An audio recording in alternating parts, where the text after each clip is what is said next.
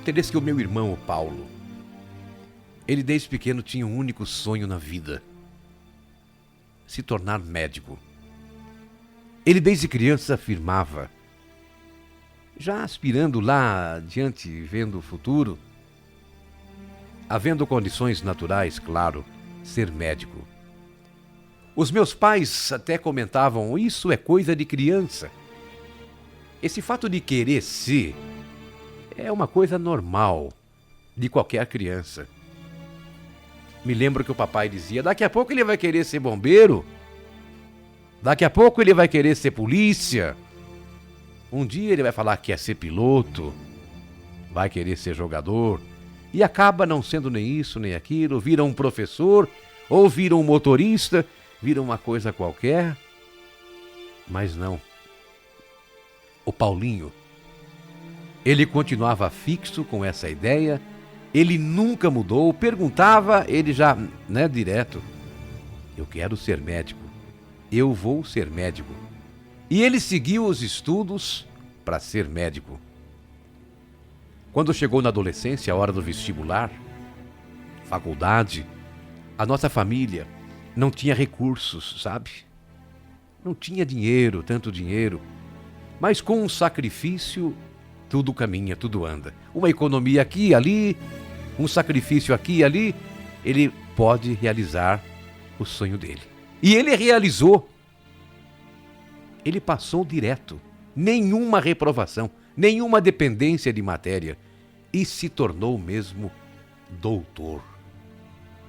Doutor Paulo.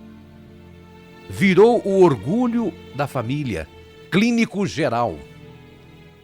Dr. Paulo Roberto Martins. Começou o seu trabalho num hospital de Belo Horizonte, onde conheceu Maria Helena, também médica, e os dois logo, inclusive, rapidamente se casaram. Ambos viviam, se entregavam, colocavam os seus conhecimentos para salvar vidas, além de estarem voltados ainda para ajudar o mais humilde, o trabalho do lado social. Assim era o meu irmão, o Paulo. Ele era desse jeito. Uma senhora vizinha da gente, lá em Belo Horizonte, muito doente. Ela não tinha condição financeira. Não tinha nenhum convênio médico, não tinha nenhum plano de saúde. E uma ocasião ela veio pedir, a minha mãe veio bater na porta da nossa casa, uma ajuda, um atendimento do meu irmão, do Paulo. Ele prontamente se dedicou em atender aquela senhora, a dona Silvia. Passou a cuidar dela, da dona Silvia. E conseguia os medicamentos sem custo para ela, que foi se recuperando, sabe? Devagarinho foi se recuperando, foi ficando melhorzinha, ficou boazinha. E fora esse detalhe da dona Silvia, foram inúmeros casos, foram inúmeros outros casos de pessoas que batiam a porta da casa dele, ou procuravam a ele no consultório, ou iam no hospital, e ele fazia questão disso, ele se doava, ele se entregava, ele amava o que fazia. Ele fazia um trabalho gratuito de atendimento às pessoas da periferia, lá de Belo Horizonte. Vivia constantemente visitando favelas, asilos.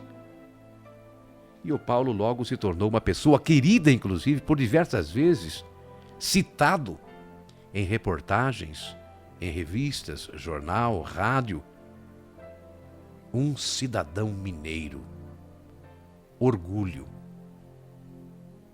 Teve uma noite, Tedeschi, que o Paulo estava de plantão no hospital de Belo Horizonte, quando apareceram duas vítimas de um acidente, pai e filho. Chegaram na emergência, pai e filho, ambos envolvidos num acidente de trânsito, e aquele pai estava muito mal. O pai e o filho foram envolvidos no acidente, mas o pai chegou numa circunstância complicada, muito ferido. E vendo ao seu lado o filho numa situação crítica, pior ainda, morrendo. Do acidente, pai e filho, aquele jovem estava perdendo a vida. E o pai, ele implorava, doutor, Não deixe o meu filho morrer. Salve, doutor, a vida do meu filho, eu lhe peço. Não deixe que meu filho morra. Doutor, faça alguma coisa. A vida do meu filho, eu lhe peço. E o meu irmão, com a ajuda da sua equipe, salvou. Acabou por salvar a vida dos dois, do pai e do filho. E, inclusive, se tornaram grandes amigos um tempo depois. Seu Hildebrando, aquele senhor acidentado, o pai. E Júnior, pai e filho, foram salvos com o pronto atendimento do meu irmão e da equipe. Seu Hildebrando e Júnior. O seu Hildebrando, muito rico, depois de recuperado, ele quis ajudar ao meu irmão no trabalho social que o Paulo já fazia para os mais simples. Chegou um fim de semana, o Paulo estava de plantão naquela noite e voltaria para casa só na segunda-feira. E aí começou o martírio. Começou o plantão, só retornaria para casa na segunda-feira, só que ele não voltou. Ele não apareceu. Deveria voltar só na segunda-feira, depois do plantão, e não voltou. Então, de imediato, você pensa, de repente, você imagina alguma emergência, né? Ficou no hospital, permaneceu no hospital, só que não. A Maria Helena, ela foi até lá e constatou que ele tinha terminado o plantão na hora marcada, que tinha saído do hospital no horário de sempre e sumiu. Nenhum recado, nenhum telefonema. Alguns colegas ainda comentaram que viram ele manobrando o carro no hospital, saindo normalmente, como de hábito. Um mistério. Passou aquele dia, no final da tarde daquele mesmo dia, daquela segunda-feira mesmo, o carro dele foi encontrado. Estava numa estrada de terra, num local afastado, local ermo, afastado da região central de Belo Horizonte, estacionado, fechado, sem as chaves. Mas e o meu irmão? E o Paulo? Logo na segunda-feira mesmo, fim de tarde, o carro foi localizado. Encostado, no acostamento, fechadinho, só que não tinha ninguém. Sem as chaves. Mas e o Paulo, o meu irmão? O que teria acontecido? O que teriam feito com ele? Onde estaria o meu irmão? Uma pessoa tão boa, não carregava valores, não andava com joias, não andava com dinheiro. Sequestro. Sequestro. Ninguém ligou. Não teve nenhuma ligação, nenhum comunicado, ninguém procurou. Um mistério. Não havia um motivo aparente, um detalhe. E começam as buscas. E nada, nenhuma notícia, nenhuma informação. E passando o tempo, e correndo dias, passou uma semana. Nada do Paulo. Um mês. 2 meses. A família, depois do transtorno, da dor, do sofrimento, já estava se acostumando a qualquer hora, ou pior, está morto. Morreu. A gente estava esperando já a notícia, a qualquer momento. 6 meses. 10 meses. Está morto. Morreu. Mas e o corpo? Cadê o corpo? E o corpo dele? A gente queria saber notícia. Saber e ao menos poder fazer um enterro digno. Decente. Ele está morto. Só pode ter morrido. 1 ano. 2 anos. Tedesco, isso durou 5 anos. 6 anos. Nenhuma notícia, nada. 8 anos. 9 anos. Dá para sentir? Você consegue imaginar a angústia? 9 anos. 9 anos sem qualquer notícia. Imagine a angústia de uma mãe, de um pai, uma família. Perguntas, perguntas, perguntas, sem respostas. A dúvida. O que teria acontecido? Onde estaria o Paulo? Ou o corpo dele? Onde poderia estar? Ou a ossada? Por quê? Quem teria feito isso, chegado a tanto? Indo para 10 anos, numa reportagem de um programa de televisão, um homem barbudo, maltrapilho, todo sujo, mal vestido, cabelos longos, fala mansa. Um susto, um choque. Ah lá! É o Paulo! Aquele é o Paulo! É o meu irmão! O doutor Paulo é ele! 10 anos mais, um pouquinho depois, eu gritei, é o meu irmão. É o doutor Paulo. É o Paulinho. É ele! A minha mãe quase sofreu um infarto, mas também reconheceu. Meu filho. É o meu filho. É ele. É o meu filho.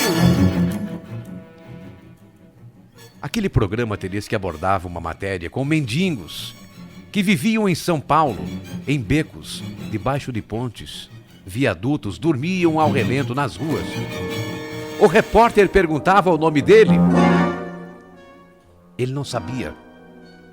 Você tem família? Insistia o repórter. Ele não respondia, ele não sabia. Mas nós tínhamos a certeza. É o Paulo. É o meu irmão. A minha mãe não podia estar enganada e chorava e dizia, é o Paulinho, eu sei, é o meu filho, é ele, é o Paulinho, é o meu filho. E saímos naquela mesma noite para São Paulo, direto fomos à emissora de TV que produziu aquele programa, uma equipe nos acompanhou, a polícia foi junto e chegamos até ele, o Paulo. Meu irmão. Chegamos até onde ele estava e não dava para acreditar na condição que a gente encontrou. Sujo, muito sujo, sem nada, sem documento, sem uma moeda, sem um tostão de dinheiro, as roupas rasgadas, descalço, sem saúde. Um médico! Triste. Um médico! Um mendigo. Sem memória. Não lembrava de nada. Não sabia de nada. Nós o trouxemos para Belo Horizonte. Os melhores médicos e especialistas já o atenderam e nada. Sem sucesso, infelizmente. Tedeschi, que meu irmão, ele nunca mais recobrou a sua memória. Só chora, chora, chora, chora. Olhar perdido, vive como um vegetal. Ele não reconhece as pessoas, não reconhece ninguém. Ele não sabe de nada, ele não fala. Descem pela face grossas lágrimas quando ele encara a mim ou alguém da família. Mas não fala, não mostra que reconhece. Ele ficou, Tedeschi, nesse estado, de médico renomado a mendigo. Um mistério mesmo. Quase 10 anos, ou 10 anos desaparecido praticamente. E faz 6 anos agora, no fim do ano, que ele está desse jeito. E ele não reage, ele não se recupera. A minha mãe hoje mora na cidade de Taubaté. O papai já morreu. O papai já é falecido. E ele está comigo. O Paulo. Dr. Paulo Roberto Martins. Ele vive comigo, não sei até quando. Lúcia Helena.